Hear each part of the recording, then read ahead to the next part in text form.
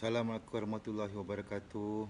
Alhamdulillah, malam ni dah malam ke-7, malam ke-8 Ramadan ke-7.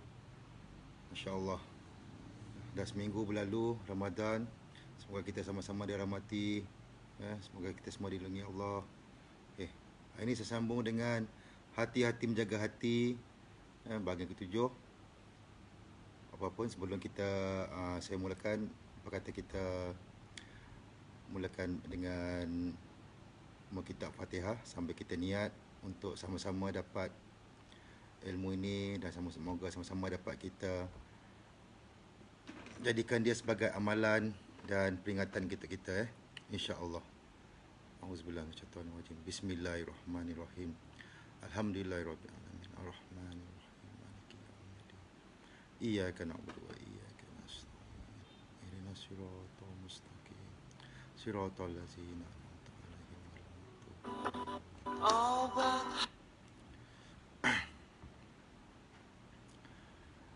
Bismillahirrahmanirrahim. Allahumma shalli ala Muhammad wa sallim Muhammad. Okey. Hari ini alhamdulillah semalam saya dah berkongsi pun, sebelum ni pun saya dah bercerita macam mana kalau kita nak menjaga hati, perkara-perkara yang boleh kita untuk menguruskan hati kita ni, menjaga hati kita ni. Yang pertama, kita membangunkan hubungan kita dengan Allah Subhanahu Wa Taala. Yang kedua, iaitu kita membersihkan hati ini. Waalaikumsalam, Kefli, alhamdulillah. Okey, so kita cerita pasal membersihkan hati. Semalam pun saya ceritakan, membersihkan hati ni macam mana kalau kita adalah macam mana kalau kita macam Allah datangkan sifat nafsu pada kita untuk kita naikkan sifat takwa itu sendiri. Contoh macam saya cakap semalam, kalau kita dalam marah, dengan cepat-cepat kita naikkan sifat takwa itu berlawan dengan sifat nafsu iaitu marah itu sendiri. Iaitu bila kita marah, kita naikkan sabar.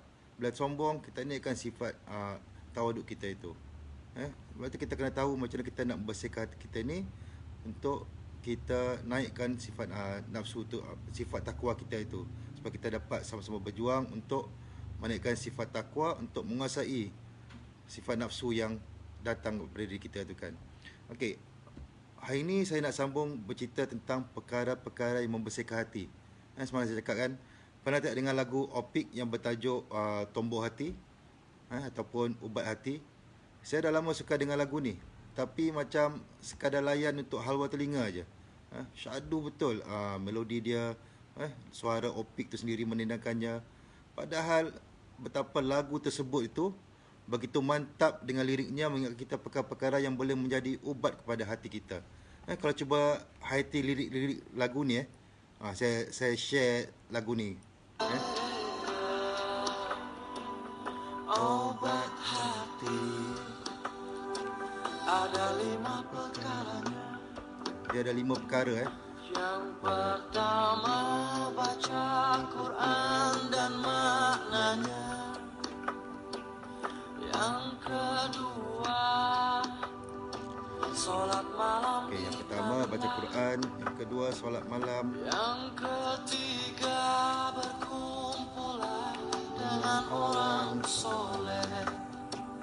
Yang keempat, berbanyaklah berpuasa.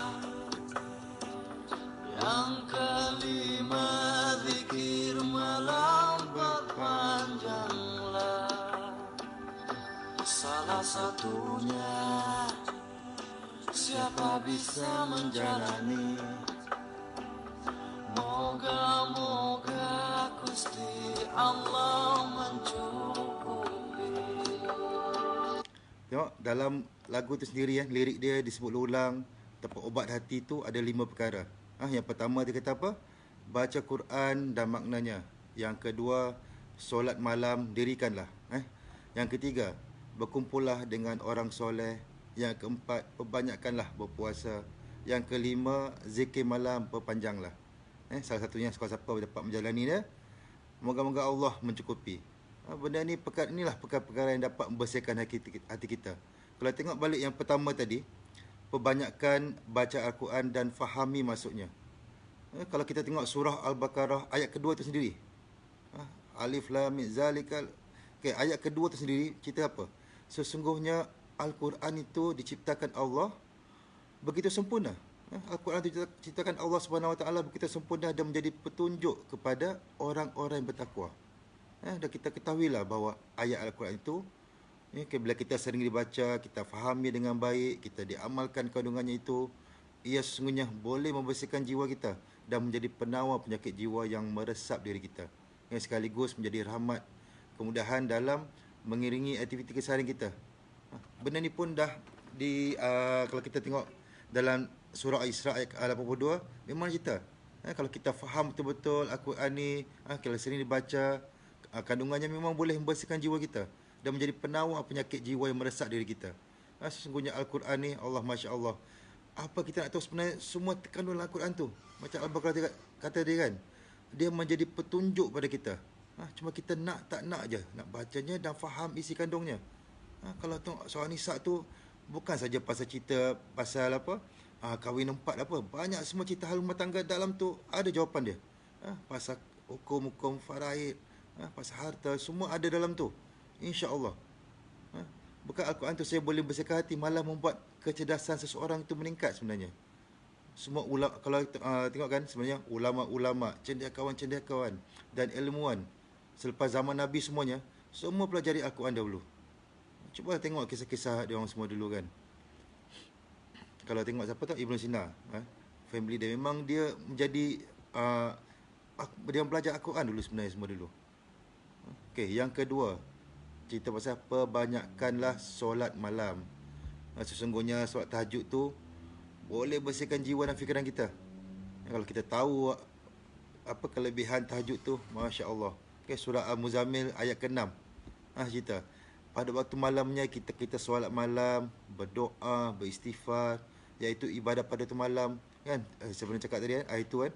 Kesannya, sentuhannya ke jiwa tu lebih tinggi.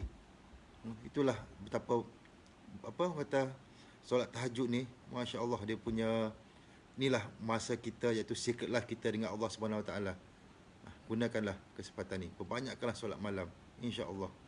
Kalau cerita pun, kalau kita tak seperti selalu Profesor Muhayya ingatkan saya betapa kalau kita solat tahajud tu macam ada 3 simpul kat kepala kita.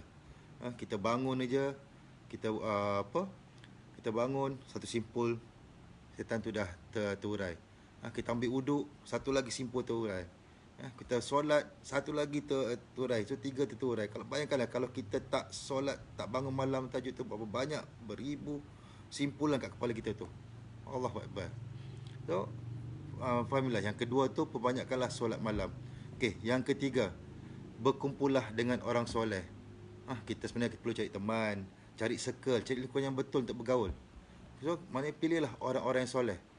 Kita harus berkumpul dan ambil peluang untuk hadirkan diri dalam majlis-majlis ilmu.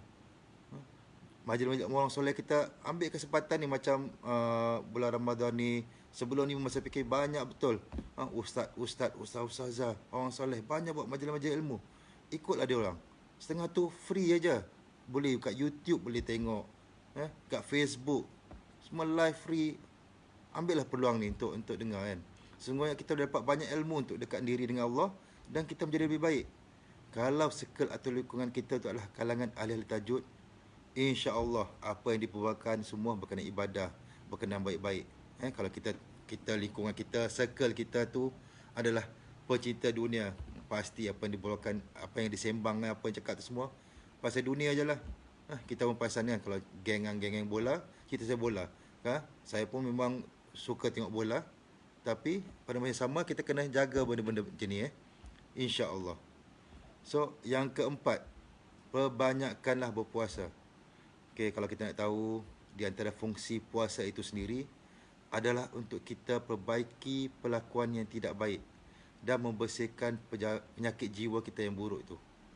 Sungguhnya puasa itu dapat bukan saja menahan kita dari perlakuan yang tidak baik, dan kalau kita sebenarnya kan bukan saya maksudnya tahan diri pada lapar dan dahaga, tapi dapat menahan kita daripada perilaku yang tidak baik. Dia dapat membantu kita daripada mengawal nafsu kita itu. Kalau tak ada provokasi untuk bergaduh ke apa ke, insya-Allah kita macam kalau ada provokasi kita kata astagfirullahalazim, saya berpuasa. InsyaAllah dia akan bantu kita untuk melakukan untuk tidak melakukan benda yang tidak baik. Okey, yang kelima, perbanyakkanlah istighfar. Ni sebenarnya khususnya di penghujung malam menjelang waktu fajar. Sesungguhnya orang yang bertakwa selalu beristighfar. Kalau dia kata ni, orang yang bertakwa tu selalu beristighfar pada waktu akhir malam sebelum fajar, mohon ampun dalam surah Ad-Dariyat. Malah Allah berfirman betapa zikrullah itu akan tenang, tenteram hati manusia. Kalau surah Ar-Ra'd ayat 24, ayat 28. Kelima-lima perkara ini kalau kita lakukan, Masya Allah, dia sebenarnya boleh meningkatkan sifat takwa kita. Apabila hati kita sudah disucikan, dibersihkan daripada kuasa nafsu, insya-Allah. Dalam puasa menjaga hati ini, kita belajar mengenal hati. Bagaimana sifat nafsu, sifat nafsu dan takwa itu adalah hati kita ni, apakah amalan yang boleh membersihkan hati kita. So dalam pada itu, kita tak perlu tahu tau, apakah perkara-perkara yang menjadi emosi kita yang boleh dikuasai nafsu. Kita akan tahu emosi kita ni bila dikuasai nafsu atau bila sifat takwa tu yang akan pengaruhi tindakan kita. Tak kira lah apa juga datang kita akan tahu emosi kita ni bila dikuasai nafsu dan bila takwa tu kita boleh pengaruhi tindakan kita. Macam cakap tadi kan, kita boleh datang marah, bila apa berlaku pada kita jadi marah. Itu dikuasai nafsu kita tu. Tapi kita kena naikkan sifat takwa itu supaya dia pengaruhi tindakan kita, pengaruhi respon kita terhadap apa peristiwa berlaku itu. Instead of kita jadi marah berpanjangan, kita bersabar, sabar, dan kita mula tengok, oh mungkin ada, kita faham orang tu, mungkin dia ada sebab kenapa dia buat macam tu. So kita bersabar, jadi kita mula nak faham orang tu, insya-Allah kita pun tak jadi marah pada dia. So jadi perlunya kita kawal emosi kita ini dengan adanya meter jiwa ataupun spiritual meter. Pak Nas Rasulullah, saya belajar ni daripada Pak Nas dan juga Profesor Muaya berkenaan spiritual meter, ataupun meter jiwa, di mana kita perlu tahu kedudukan emosi kita, emosi nafsu, agar kita boleh timbulkan sifat takwa kita itu. InsyaAllah nanti esok saya sambung lagi berkenaan macam mana kita nak tengok, kita nak faham apakah itu meter jiwa ataupun spiritual meter kita, di mana dia ada tunjuk tahap-tahap emosi sifat nafsu kita berlawanan zon nafsu dan juga zon takwa. Bila kita ada zon nafsu, kita akan tahu macam mana nak timbulkan sifat takwa itu, insya-Allah. Okay, alhamdulillah. Semoga kalian semua dikurniakan dalam itu kadarnya, dikurniakan kesihatan terbaik, dimudahkan menjadi seorang mukmin, dimudahkan menjadi seorang bertakwa, sentiasa buat baik dan sentiasa bersyukur. Amin amin rabbal alamin. Okay, terima kasih semua. Okay, assalamualaikum warahmatullahi wabarakatuh.